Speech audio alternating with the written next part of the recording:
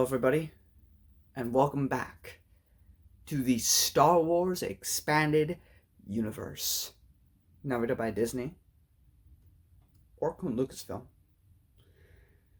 Whichever way you slice it, legends. Today, I have for you Knight Errant, the short story, the 3 separate comic issues, and the novel, all of which are by John Jackson Miller. This takes place 1032 BBY, 32 years before the events of Darth Bane, and a couple thousand years after SWTOR. The galaxy is at a different place at this time. At some point, the Jedi, or the Sith of the Old Republic, were kind of fizzled out. A dark Jedi ended up becoming a Sith closer around this time, forming a whole bunch of new Sith. And now we have a bunch of Sith fighting one another in Sith space. You see, with the politics going on, which is not nearly as important as it will be future on with politics and stuff like in Darth Plagueis, there is this whole thing where the Jedi aren't allowed to enter Sith space. You know, there's a territory there. You don't go past that territory. You stay and you defend the Republic. And so the Sith, they could be fighting the Jedi, but there's too much infighting to get anything done. The essential plot of all 3 of these, without getting into spoilers for, because the comics are short, right? So with each individual plot of each comic, which I'll talk about in spoilers, with Influx, for example, it's just kind of an introduction to all of the characters you're going to meet. The first comic is kind of showing the backstory of what you would hear in the novel. But the essential story of Knight Errant, of Kara Holt, is that, you know, we've seen the Jedi be heroes, we've seen them fight the Sith for all this time, but here we have a lone Jedi in Sith space, no other help but her own, and she must fight the Sith herself. She must defend the common man. She's doing the Spider-Man thing, you know. She's being a friendly neighborhood Spider-Man, except that it's not a very nice neighborhood. It's probably one of the worst neighborhoods you can be in. And she's just trying to help the little guy. I mean, there's also more selfish motivations there, like revenge and stuff, which she never actually becomes, dark side really. But that is essentially the plot of the comics and the novel of Knight Errant. We have a lone Jedi in a very hostile territory trying to help the little guy. That is basically it.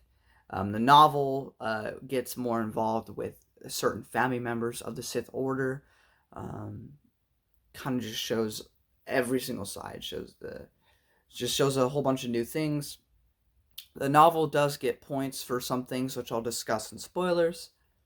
And I do have spoilers for everything. I just didn't want to discuss it in the non-spoiler section.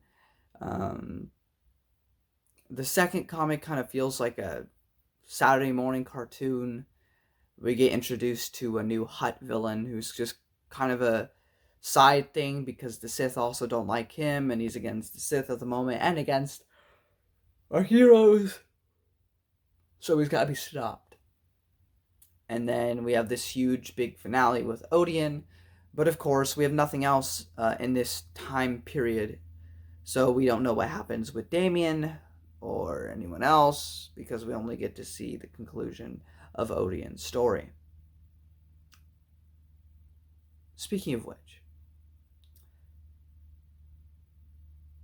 every single part of this, the comics, the novel, Kara Holt, Knight Errant, is the most bland protagonist I think I've seen yet in Star Wars.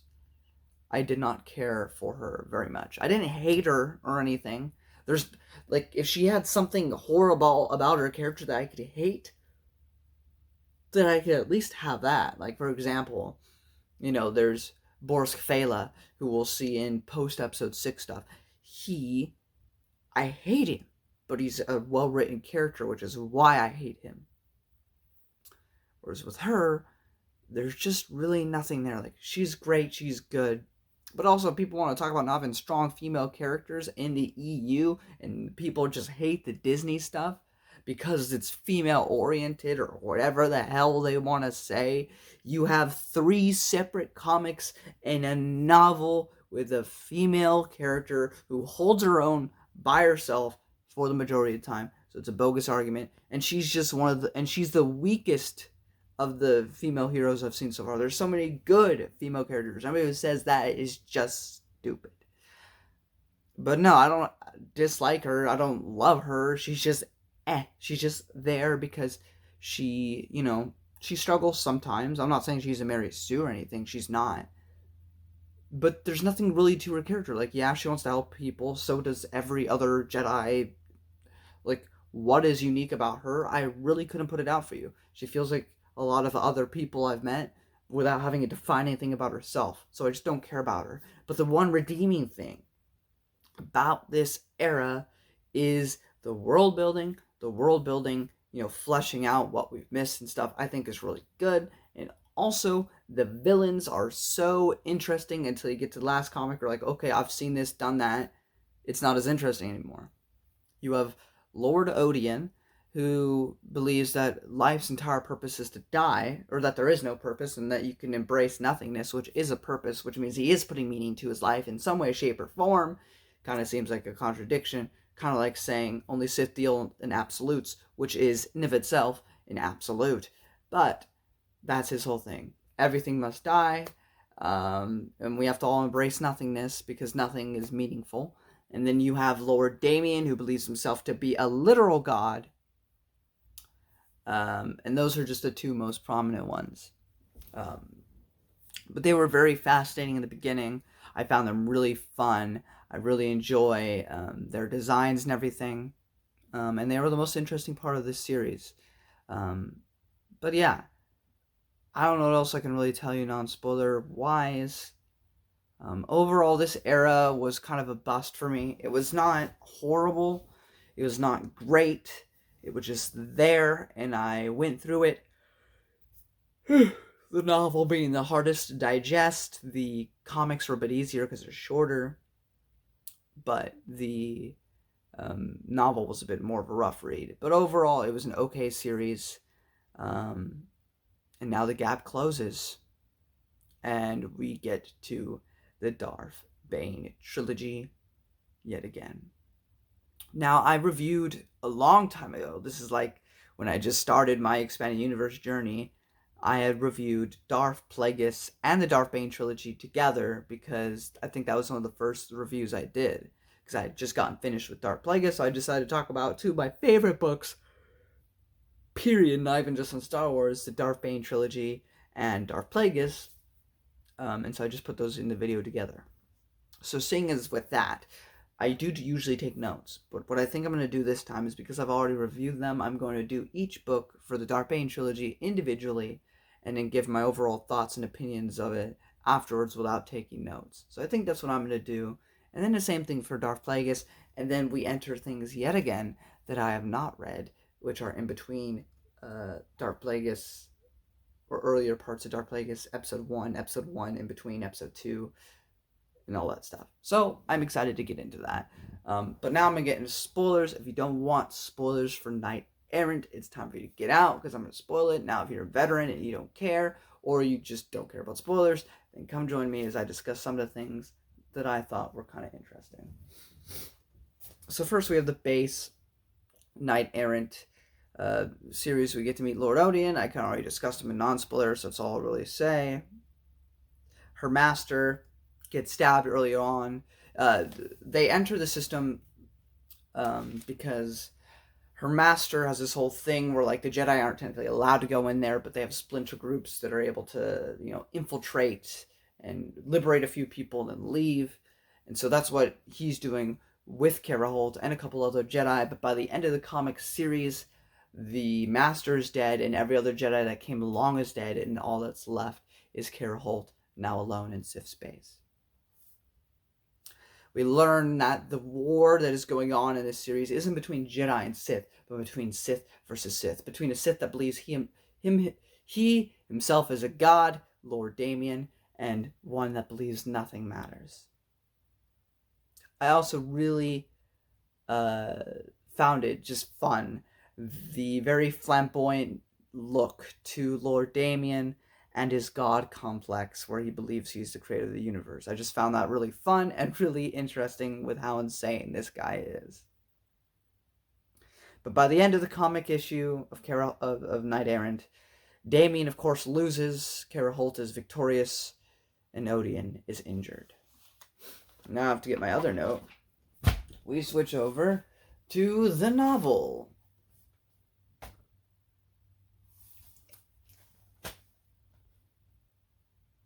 We have I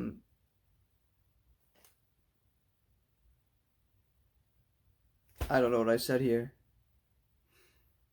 Oh, so we meet a Sith in this for like a second. I think he gets defeated in this book as well. I don't really remember, but it's the long neck species, the Quirmian, the guy that dies by Jango Fett's partner in the prequels.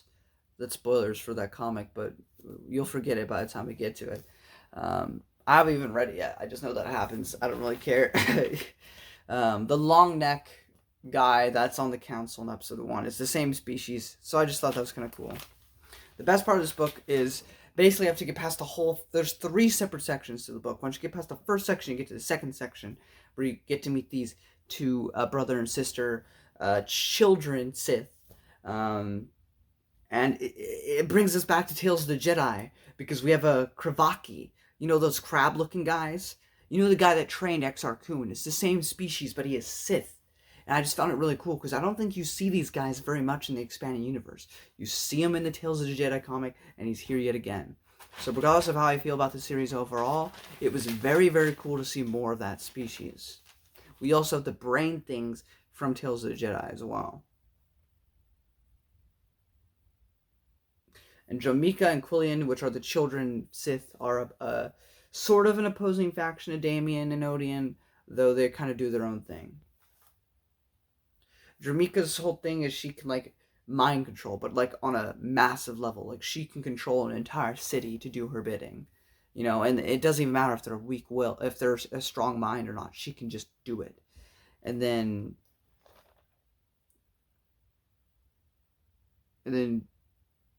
I don't remember his name, but the brother, Quillian, believes that the entire world is a dream world. So sort of like Damien and his belief that he's a god.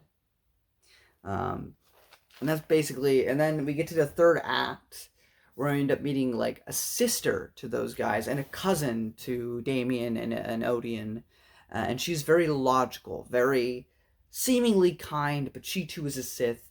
And so that happens. Kara escapes, messes up all of their plans, and then we continue on with the next comic book series, which is Deluge. We learn about a devil squadron and a hut. So the fun thing about this is just because, I mean, there's a twist with everything, but the Devil Squadron is from Alderaan, and it's just nice to see Alderaan doing things, because, as we know, I mean, that might have been a cover. I don't actually know if they were actually from Alderaan or not. But, you know, Alderaan is going to be destroyed in Episode 4. So it's nice that, like, in the Old Republic, we got to see it. We got to see people from it. You may have even got to go to the planet. And it's nice that when we get little mentions of it throughout the expanded universe, because eventually it will just be gone. So, yeah. And then there's a hut. There's a hut that is a jetpack and fights. Now, I would say that's too silly, but I've already read Jedi Planet of Twilight. I think that's the one where Leia fights a hut who can wield a lightsaber. That's very silly. and I still enjoyed it, so I was all for it here. But it turns out the Devil Squadron are actually giving drugs to the locals, because then when the Sith take it over, the Sith will eventually be taking the drugs and they'll be weaker. And they'll be more easily able to be defeated, I guess.